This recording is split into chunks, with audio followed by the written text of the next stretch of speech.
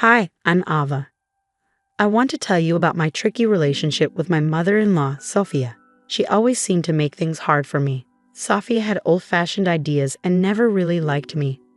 For a while, my husband William and I lived far from them, so Sophia couldn't bother us much. But when William got a job close to them, we had to deal with her more. I could handle Sophia's behavior because I grew up dealing with difficult people, like my own parents. Luckily, William's dad, Benjamin, was always nice to me. But the tough part was that Sophia spent time with my daughter, Luna, who was 9 at the time. Luna loved her grandparents, and they were the only ones she knew well. Since I didn't have contact with my own parents, even though Sophia and I had our issues, I put them aside for Luna's sake. I wanted Luna to have a good relationship with her grandparents. William also cared about family a lot, so I couldn't just cut Sophia out of our lives. Luna enjoyed spending time with her grandparents, but Sophia still caused problems sometimes. Sophia kept criticizing Luna's diet, saying I wasn't feeding her right. She thought Luna needed more nuts for protein, but Luna was allergic to nuts, and even their smell made her sick. I told Sophia this many times, but she wouldn't listen. She said Luna needed to eat nuts to get over her allergy and called me a bad mom. I knew you'd say this, Sophia. We talked to the doctor, and Luna's meals are balanced. Skipping nuts won't hurt anyone, but it could make Luna really sick, I told her. Even after explaining and listening to the doctor, Sophia didn't change her mind. She thought exposing Luna to nuts would help her allergies. I was tired of arguing with her and tired of being called a bad mom. Sophia even tried to get Luna to eat nuts, but Luna knew better and always said no. Feeling more and more worried about what Sophia might do, I decided to talk to William about it. I'm really concerned about leaving Luna alone with Sophia. I'm afraid she might give Luna foods she's allergic to, thinking it will help her allergies, I told him. Don't worry so much, Ava. My mom might have old-fashioned ideas, but she knows her boundaries. And Dad is always there to step in if things get out of hand.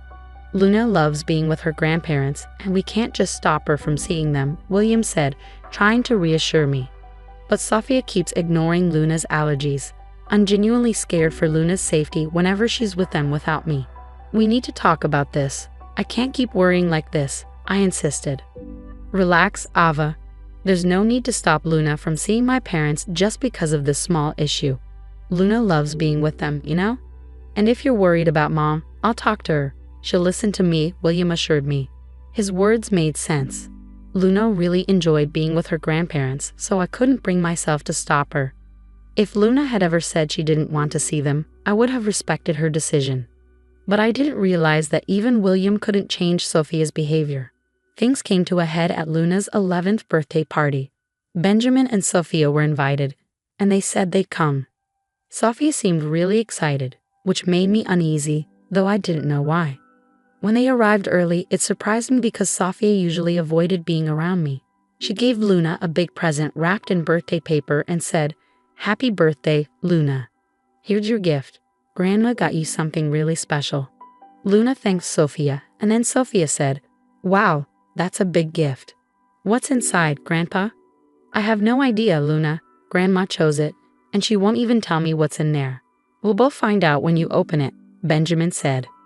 "Come on, open Grandma's gift and see what she got you. I bet you'll love it, sweetie.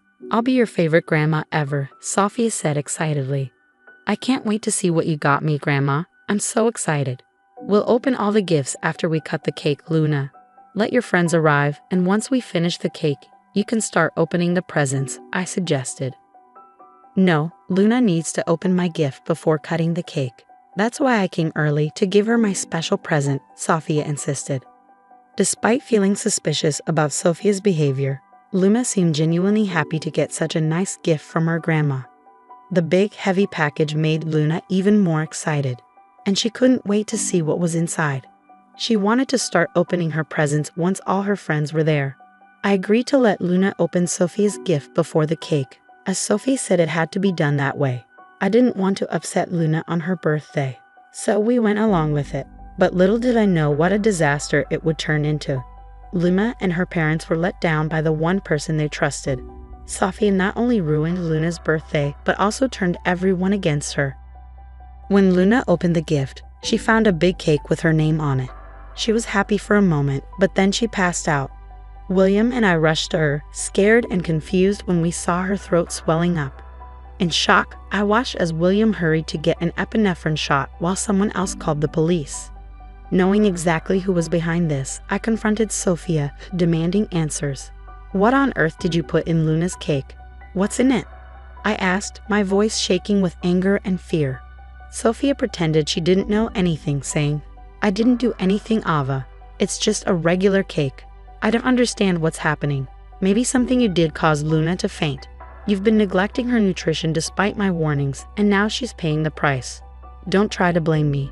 Luna was fine just a moment ago, and now she's having an allergic reaction. Tell me what you did to her, Sophia. I hope you didn't mess with the cake. You need to own up to your actions and take responsibility. Look at Luna, she's turning blue." I snapped back, ignoring Sophia's excuses. Focusing solely on Luna, I hurried over with the epinephrine I always kept on hand for emergencies. Although Luna's swelling went down a bit, she remained unconscious. It was clear that she needed to go to the hospital to fully recover. The room was filled with worry for Luna. Tears welled up in my eyes, and even William looked close to crying.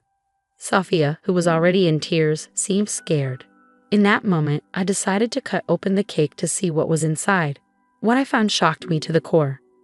I demanded answers from Sophia, questioning her sanity for putting nuts in the cake. "Sophia, what were you thinking? You ignored my warnings and put nuts in the cake, putting Luna's health at risk. How could you be so careless?" "I only wanted to help Luna, not hurt her. I didn't like that Ava was so strict about Luna's diet.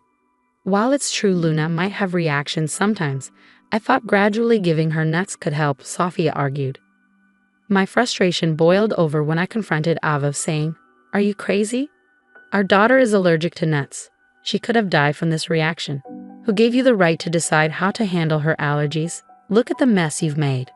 I'm Luna's grandma, and I have the right to take care of her. She'll be fine. You're all overreacting. You're just trying to scare me for no reason. I'm sure this is all part of Camilla's plan to make me look bad. But listen, Sophia, if things go my way today, you'll be in big trouble. Right now, all I care about is Luna's health," I said firmly. Just then, the ambulance arrived with paramedics. They took care of Luna and took her to the hospital, with us following closely. The doctors told us Luna would need time to wake up and would have to stay at the hospital for a day or two. We were all overwhelmed with emotion. I broke down in the hospital, finding comfort in William's arms. After calming down, I called Benjamin to let everyone know that Luna was no longer in danger. When I hung up, I turned to William and expressed my anger, saying, "I'll never forgive Sophia for what she did today. She could have put our daughter's life at risk." I've been thinking about how serious this is. It's unbelievable. Something I wouldn't have believed if I hadn't seen it myself. My mom has become someone I don't even recognize anymore. She did all of this just to make me look like a bad mom. She acted like she cared about Luna's happiness, but she never thought about how dangerous it was for Luna. Even after everything, she still says I planned it all. Today showed me how far my mom will go to make you look bad. I'm so sorry I didn't see it sooner and didn't do more to keep her away from us. I need to protect Luna from my mom's bad influence. I failed as a husband and as a father. William was starting to realize how serious the situation was, and Benjamin, who had always been a good grandfather, was clearly affected by Sophia's actions. This time she went too far. Even though she'd gotten away with things before, we weren't going to let her off easy this time. We decided then and there that we couldn't let Sophia keep hurting Luna. Her actions were a threat to Luna's safety, and we couldn't allow her to keep causing trouble in our lives. Sophia was no longer welcome in our family. We were determined to protect Luna and make sure she grew up in a safe and loving environment. It wouldn't be easy, but for Luna's sake, it was a decision we were ready to stand by. Following a heartfelt discussion, my husband and I quickly made a decision while Luna was still in the hospital. It was time to head back home. Benjamin, Sophia, and a few other guests stayed behind, eager for updates on Luna's condition. This gave us the perfect opportunity to address Sophia's actions. When we got home, 4 hours had passed since the incident. In the living room, we found Benjamin scolding Sophia while she seemed indifferent, busy on her phone. The untouched birthday cake sat sadly beside them, a painful reminder of what had happened. Despite my sadness, I held back my emotions. When they noticed us, Benjamin and Sophia hurried over. I just got an update, I said. Luna is in good hands and she'll recover soon, although she's still unconscious. The doctors are hopeful. Thank goodness, Luna will be okay. I was so worried, but it looks like everything's fine. It wasn't even a big deal. Luna will be fine, and her nut allergy will go away soon, Sophia declared. In that moment, William unleashed his anger on Sophia, scolding her for everything she had done. Benjamin joined in, expressing his disappointment, and the guests, visibly shocked, stared at Sophia with disapproval. I, too, was filled with rage. I've had it with you, Sophia, I declared. We've given you so many chances to change. Even after your actions put my daughter in the hospital, you show no remorse. This is it. You will never be allowed near Luna or our family again. You're banned from this house. You can't tell me where to go. Your son won't cut me off for no reason. I won't let you keep me from my granddaughter just because we don't agree on how to raise her, Sophia shot back. No, Mom, William replied firmly. You're not welcome near me or my family ever again.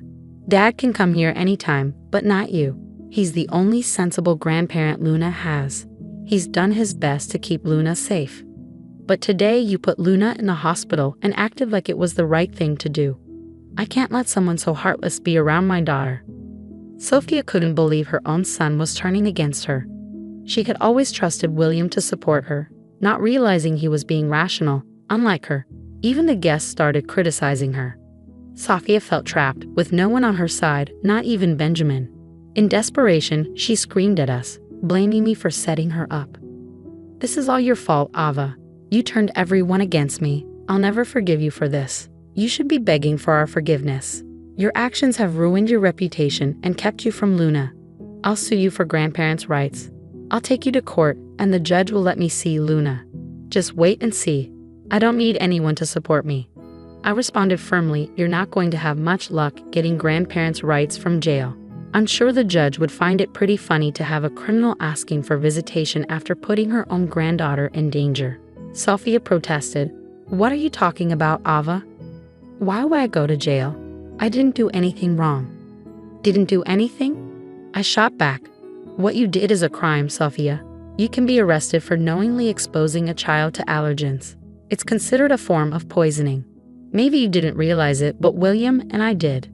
We've already called the police on you. And look, here they come now to arrest you. Sophia, in denial, insisted, no, you're lying. This can't be happening. You can't arrest me for this. Sophia's panicked expression showed her desperation as she begged us to drop the charges. Tears flowed down her face and she started to panic. Just then, 2 officers came in and told her she was under arrest. She clung to our hands, begging us not to send her to jail.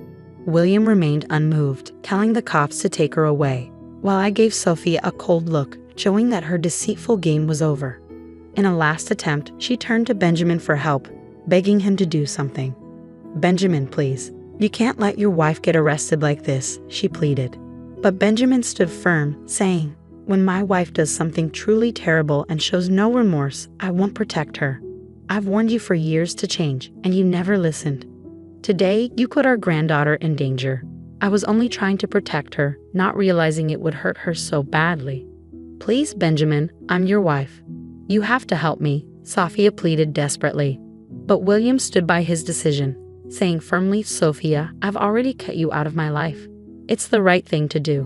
And I plan to do the same. Tomorrow, I'll talk to a divorce lawyer. I want to end this as soon as possible. I won't stay with someone like you. I'll protect my granddaughter and my kids from you. Sophia was shocked and pleaded desperately, no, Benjamin. You can't do this to me. I'm your wife.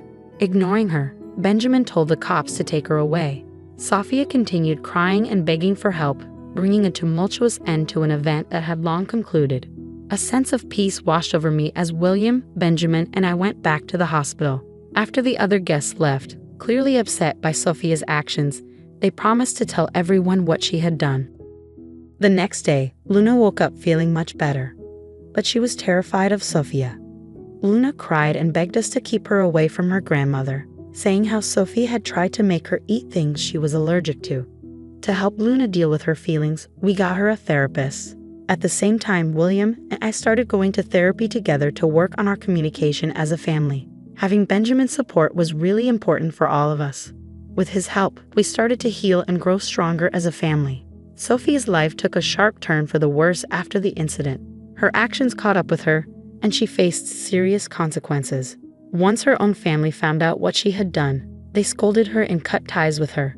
Even her friends were disgusted by her behavior and stopped talking to her.